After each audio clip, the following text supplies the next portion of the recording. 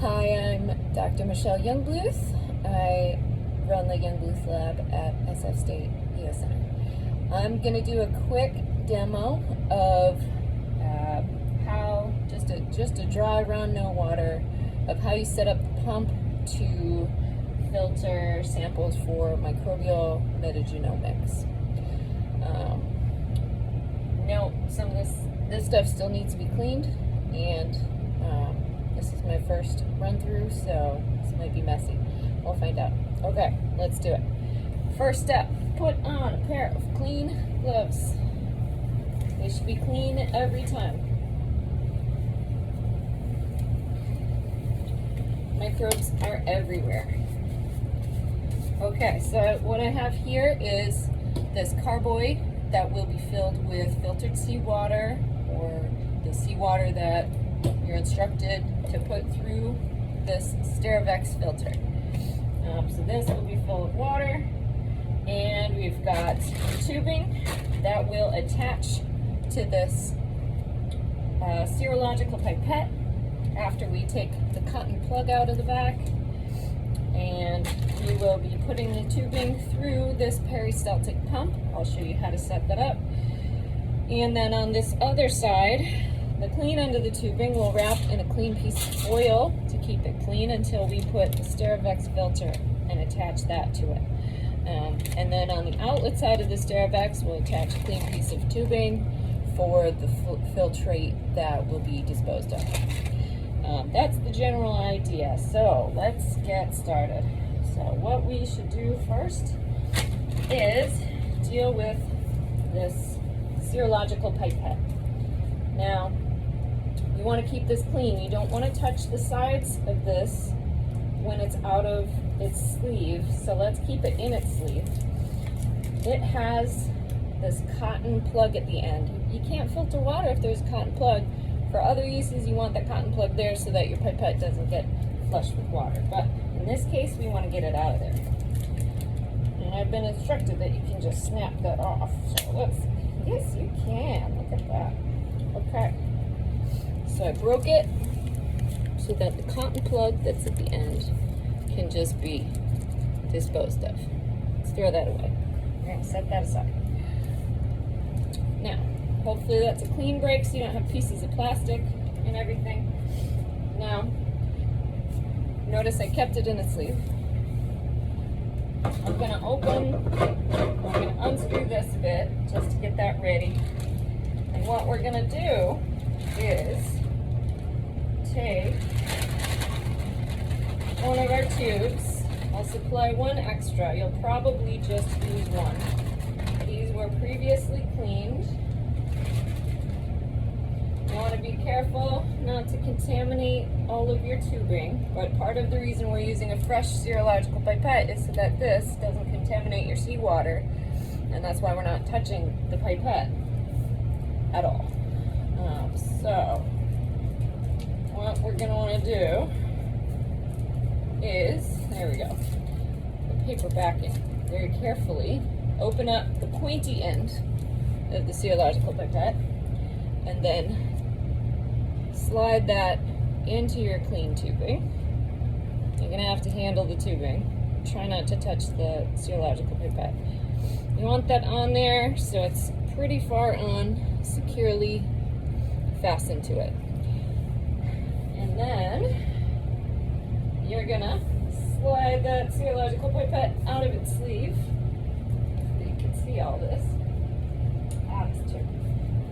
And put it into your carboy.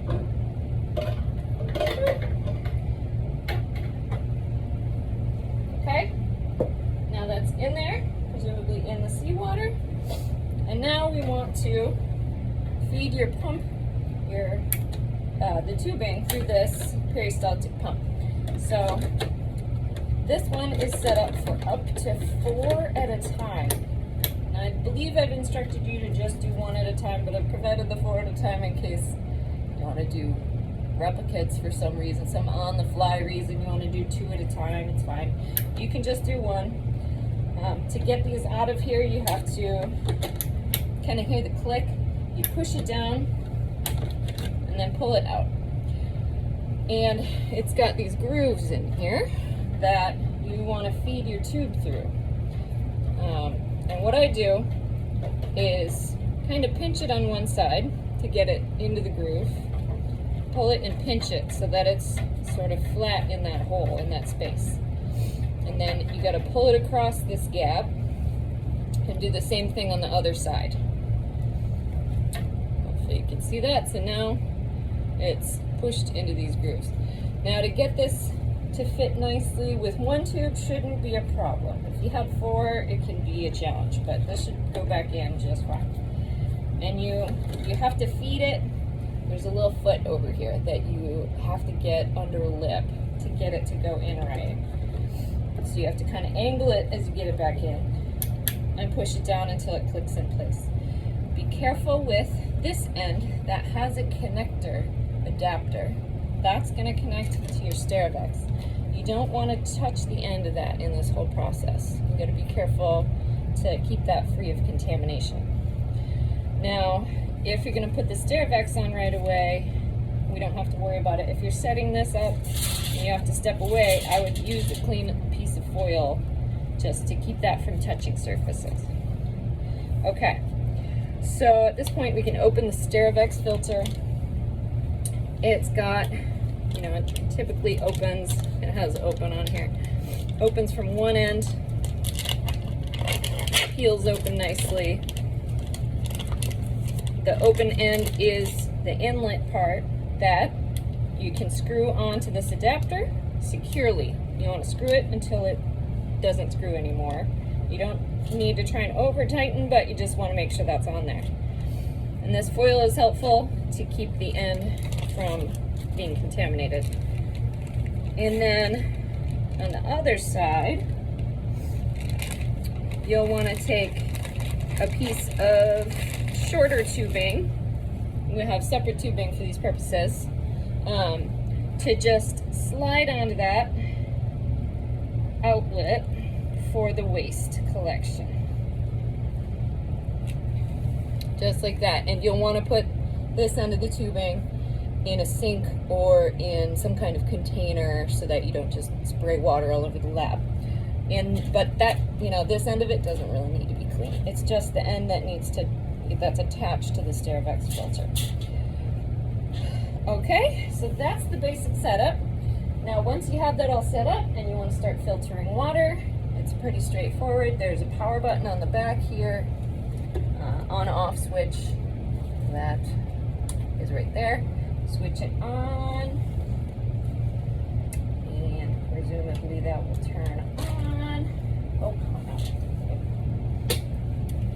Breaker apparently? No? Here we go. All right, turning on. And let's see, you can't see the screen, can you? So, can you see it? You can't see it. I don't want to touch my phone. Well, it tells you a number. It should tell you a number, and it has an arrow going in one direction or the other. So you can tell it which direction to pump. Depending on what orientation you have this set up, you can pump from right to left or left to right. Here we're going right to left, so we want the arrow to be pointing in the direction towards the filter that it's pumping to. You can set the pump rate by pressing plus or minus. I've instructed you to start with 25, and that is mils per minute. That's a rate of mils per minute, so that can help you estimate how long it might take to pump a certain volume, assuming you don't clog right away. So we'll start at 25 mils per minute, and when you're ready to pump, you just hit start. And you'll hear it, I don't know if you can hear it on the recording, you'll hear it make a noise, it's kind of like a hum, and you'll start to see water moving through the tubing, and then it'll go through this filter and out. When you're all done, then you just hit stop, and you'll want to end it with the filter dry. You might need to increase the filter rate to force air through if it's clogged, and then turn it off. So when you're all done, you sort of do the reverse, I'd say. So you would, you'll want to have some things on hand that I don't have on hand right now. They are end caps for the Sterivex that seal it off. So you'll want to take off this piece of tubing, put on an end cap on one end, take off this piece of tubing, and then you're gonna preserve the sample with RNA later as directed on the sheets with a pipette. So you'll do 1.7 mils, put it in the inlet side, and then seal it off. Make sure it's all labeled. Put it in a roll pack baggie that is also labeled. Labels everywhere, because we don't want to lose the identity of the samples.